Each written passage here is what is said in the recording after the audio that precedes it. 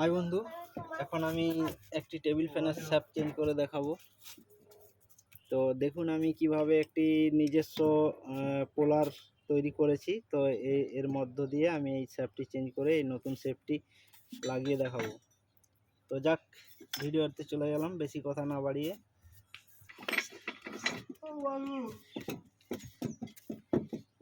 দেখুন এটি খুব সহজেই কিন্তু সম্ভব হচ্ছে।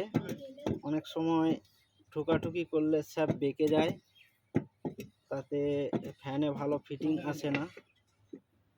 তো এটা খুব সহজেই সম্ভব আর কি।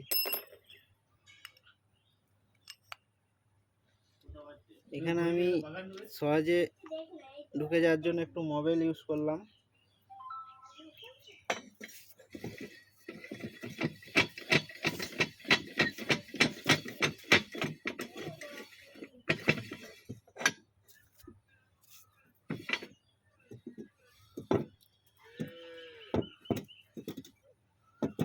চ্যানেলটিতে এরকম ভিডিও পাওয়ার জন্য আপনারা ফলো করে রাখবেন।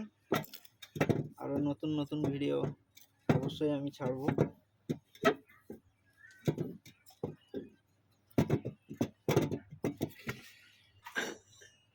দেখুন এটি খুব সুন্দরভাবে আমার লেগে গেছে।